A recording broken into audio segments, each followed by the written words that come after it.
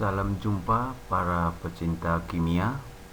Berikut ini saya akan memaparkan bahan ajar kimia kelas 11 MIPA, materi sistem koloid bagian yang ketiga, yaitu mengenai pembuatan koloid.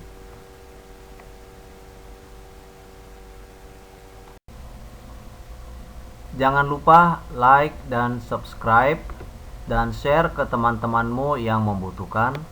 Semoga bermanfaat untuk meningkatkan prestasi kalian dalam Berikut adalah cara pembuatan sistem koloid. Koloid dibuat dengan dua metode. Yang pertama adalah kondensasi, yang kedua adalah dispersi.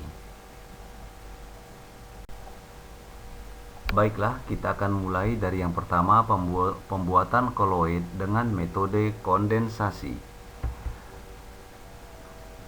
Kondensasi merupakan cara memperoleh koloid dengan jalan memperbesar ukuran partikel larutan sejati, di mana spesies molekul atau ion bergabung membentuk partikel koloid. Pembuatan koloid dengan cara ini dapat dilakukan dua macam cara, yaitu secara kimia dan fisika. Yang pertama adalah secara kimia. Pembuatan partikel koloid dari partikel larutan sejati melalui reaksi kimia meliputi A. Reaksi hidrolisis. Reaksi hidrolisis merupakan reaksi yang terjadi antara suatu spesies dengan air. Contoh reaksi pembentukan sol FeOH3. Reaksinya sebagai berikut. FeCl3 ditambah dengan 3H2O akan menjadi FeOH3 ditambah 3HCl. B. Reaksi substitusi. Contoh pembuatan sol AgCl. AgNO3 ditambah NaCl akan menghasilkan AgCl ditambah NaNO3. Pembuatan sol belerang. Na2S2O3 tambah 2HCl akan menjadi S ditambah 2NaCl tambah H2SO3. C. Reaksi redoks merupakan reaksi kimia yang diikuti dengan perubahan bilangan oksidasi. Contoh, pembuatan sol belerang, 2H2S tambah SO2 akan menjadi 3S tambah 2H2O. 2. Pembuatan dengan cara fisika adalah pembuatan partikel koloid dengan cara mengkondensasikan partikel melalui A. Penggantian pelarut, misalnya pembuatan sol belerang, pembuatan gel kalsium asetat, pembuatan sol damar. B. Pengembunan uap, misalnya pada sol raksa Hg dibuat dengan cara menguapkan raksa. Setelah itu, uap raksa dialirkan melalui air dingin hingga akhirnya diperoleh sol raksa. B. Cara dispersi.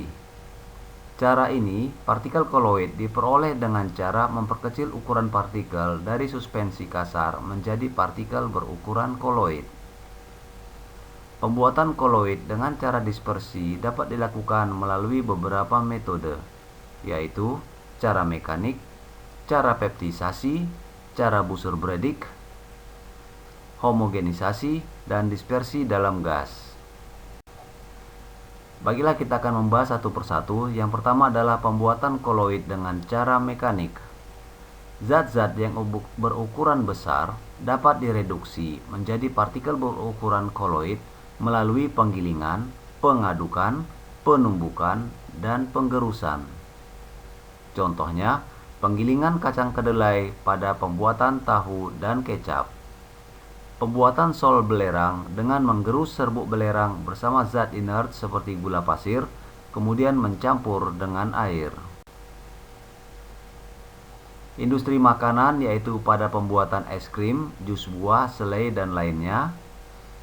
Industri kimia yaitu pada pembuatan cat, zat pewarna, pasta gigi, dan deterjen. B.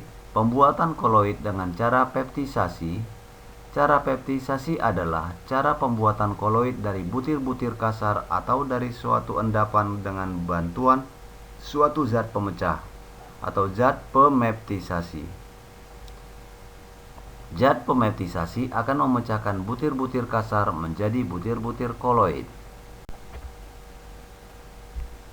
Istilah peptisasi dihubungkan dengan istilah peptonisasi, yaitu proses pemecahan protein polipeptida dengan menggunakan enzim pepsin sebagai katalisatornya. Contoh, agar-agar dipeptisasi oleh air, nitroselulosa oleh aseton, karet oleh bensin, dan lain-lain. Endapan nikel sulfida dipeptisasi oleh H2S dan endapan AlOH3 oleh AlCl3. C. Pembuatan koloid dengan busur listrik Bredig. Cara ini digunakan untuk membuat sol-sol logam atau koloid logam. Logam yang akan dijadikan koloid digunakan sebagai elektrode yang dicelupkan dalam medium pendispersi. Cara busur Bredig merupakan gabungan antara cara dispersi dan kondensasi. Logam-logam yang dapat membentuk sol dengan cara ini adalah platina, emas, dan perak.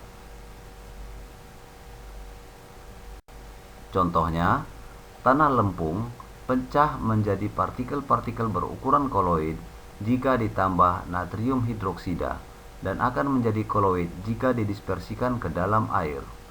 Sol aluminium hidroksida AlOH3 dibuat dengan cara menambahkan HCl encer sedikit pada endapan AlOH3.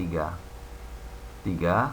Sol FeOH3 dibuat dengan cara menambahkan FeCl3 pada endapan FeOH3. Sol NiS dapat dibuat dengan cara menambahkan H2S pada endapan NiS. D. Pembuatan koloid dengan cara homogenisasi. Homogenisasi adalah suatu cara yang digunakan untuk membuat suatu zat menjadi homogen dan berukuran partikel koloid. Pembuatan koloid jenis emulsi dapat dilakukan dengan menggunakan mesin penghomogen, misal sampai berukuran koloid. Cara ini digunakan pada pembuatan susu dengan menggunakan mesin homogenisasi. Demikianlah pemaparan pembuatan koloid pada penyampaian berikut ini. Semoga bermanfaat dan bisa menambah kualitas pemahaman dalam pembelajaran kimia. Terima kasih atas perhatiannya. Wassalam. Contoh, emulsi obat di pabrik obat dilakukan dengan proses homogenisasi. Pembuatan susu kental manis yang bebas kasein dilakukan dengan mencampurkan serbuk susu skim ke dalam air dengan menggunakan mesin homogenisasi. 5. Cara dispersi dalam gas. Pada prinsipnya, cara ini dilakukan dengan menyemprotkan cairan melalui atomizer. Menggunakan sprayer pada pembuatan koloid tipe aerosol, misalnya obat asma, semprot, hairspray, dan parfum. Berikutnya adalah pembuatan koloid dengan metode kondensasi. Dalam kehidupan sehari-hari, koloid dalam keadaan bercampur dengan zat lain atau belum dalam keadaan murni. Terdapat 3 cara untuk memurnikan koloid, yaitu dialisis, ultrafiltrasi, dan elektroforesis. Pada ultrafiltrasi, diameter partikel koloid lebih kecil daripada partikel suspensi, sehingga koloid tidak dapat disaring menggunakan kertas saring biasa. Koloid dapat disaring menggunakan kertas saring yang berpori halus. Untuk memperkecil pori, kertas saring dicelupkan ke dalam kolodian, misalnya selofan. Demikianlah penyampaian materi cara pembuatan koloid ini. Semoga bermanfaat bagi pemirsa pecinta kimia sekalian. Terima kasih atas perhatiannya. Wassalam.